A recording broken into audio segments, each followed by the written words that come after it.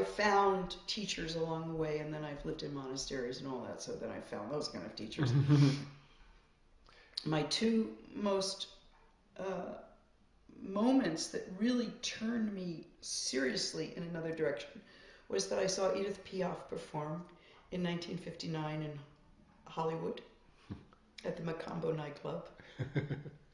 Before then, I thought I was going to go more into show business. I don't know, I thought that's what I would end up doing, more commercially viable work. And then I saw her and I just decided, no, it's got to be an internal. I've got to go in and see. What did you see? Just her simplicity, and you know, it could have all been an act. That was probably her act, but I bought into it, and there was something, just her standing there in this black dress, you know, with clunky shoes, and the movie that was recently out, I didn't relate to that at all because it's not how she was, and I saw her just a year before she died. But she sang with her heart. It was all heart, and I realized that I was just really into technique. So I was so drawn to that it turned me. And then another performer that I saw, this is when I was later living in California in the, I guess, late 70s, early 80s, was Min Tanaka. He had come from, and this was before the whole Buto. Nobody knew about Buto. He just happened to be traveling around. And there was a group of us invited to come and witness this guy in a very small room. And I was moved to tears at the simplicity and the commitment, moment to moment to moment to moment.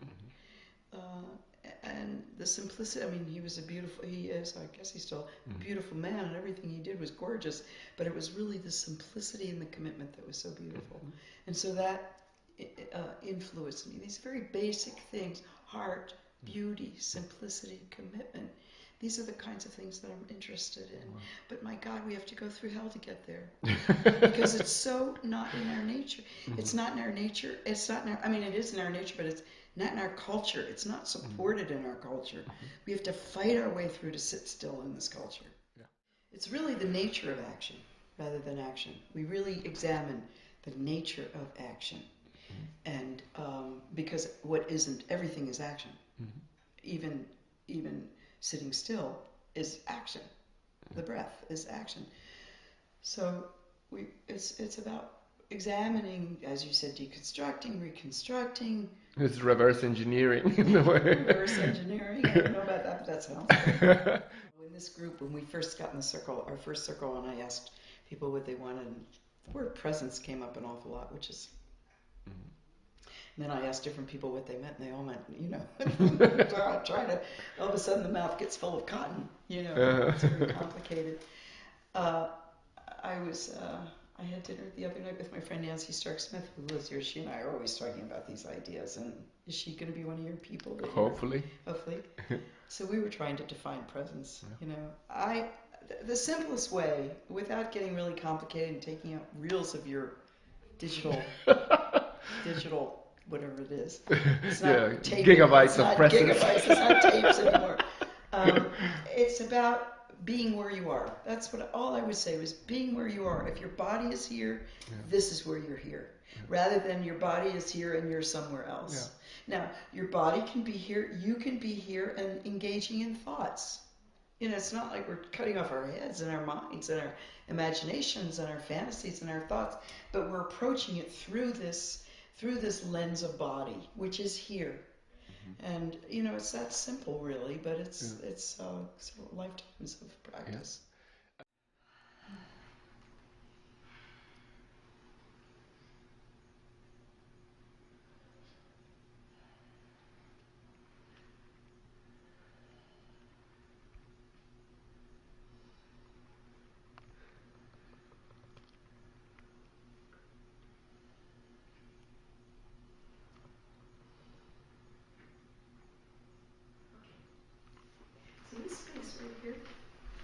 This is the space that thing happened in. Right? This space right here is always the space. It's always the space that things happen in. Okay? So as an we're always resting in that space that everything's happening in. makes a difference. Because what happens normally, unless we practice a couple lifetimes or something, we think that what's happening is the space that everything's happening in.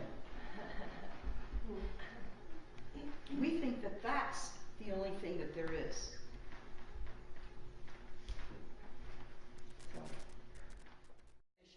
Together, okay?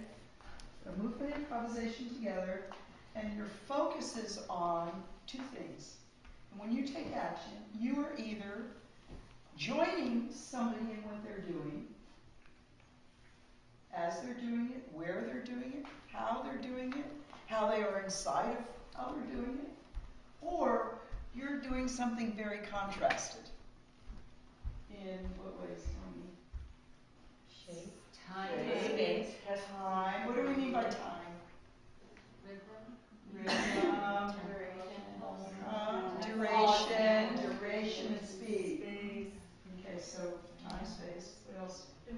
Oh, Shape. time, space, shape. What does space mean? The amount of space space? it takes, the size of the space it takes. The size of the space, the action shape in the room, Whether it travels or not. whether it travels or not. The kinds of directions it takes. How it locates is a really big thing. Because we're silent now, so you do not have to hover around each other. You can really play with the space between you. Actually, I like that to be part of your contrast for sure. Okay, but what else? That dynamics. That's the dynamics. Okay, so all those things are the form. The time, the space, the shape, the dynamics. What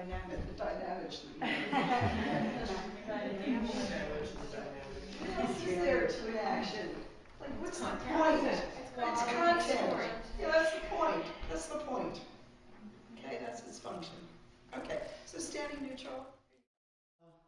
I guess because since I've been in that kind of practice, which I'm not, by the way, anymore, I didn't walk away from it. I just decided to move to New Mexico instead of ashrams, so instead of zendos. But the space, the silence, the big sky was my teacher now for this period of life. It could change, but that seems to be my teacher. I just didn't want to deal with the concepts and the ideas anymore. Just being quiet seems to work for me. So it's all about practice, and because I've been practicing that since I've been 17 years old, my mind just works a certain way. It's again, it comes to the brain, I guess, and the patterns that get created by practicing over and over, hours, months, years. All of a sudden, the world takes on a different gloss, and so the gloss affects the improvisations, and the improvisations affect the gloss. I mean, everything affects. There's only one mind here, and so it is what it is, and all the ideas in my both Zen practice, a little bit of some monastery time. I did monastery time in Nepal. In the Sahara or in Nepal? In Nepal, with the teacher there. I've been more recently interested in Advaita, which comes out of India, because it's just got less rigmarole. It's just easy. It just really looks directly at how the mind does its due, and all that. And so it's surely affected. I'm sure it's affected this form of improvisation because, but I can't really say directly, oh well, I took that and I made that. Yeah. It's just that is. It's the same gloss. Yeah, and in a certain way, that is a characteristic of your approach, that simultaneity of things. I one of the things that I found remarkable was in one phrase that you put. They're all connected. Is perception, imagination, and memory. Like where the material come from or something. So can you talk a little bit about that? And I found it fascinating that also in neurobiology that is, as you are imagining something that is coupled with a memory all the time. Oh. You never imagine something that is just an imagination. So then, there's something very interesting there. Okay. Psych in together rather than just coming in there and doing what you're going to do. Let the family that you're sitting at the table with create the conversation. Okay?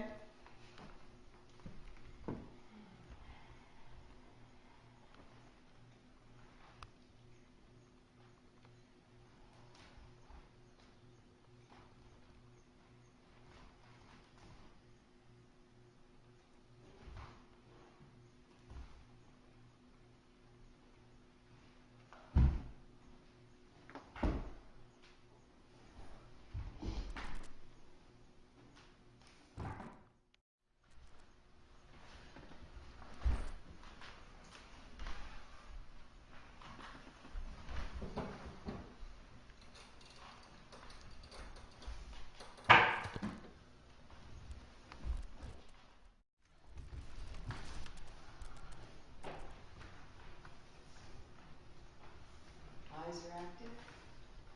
Face is available, is active, is congruent with how you're experiencing this action. What its content is for you.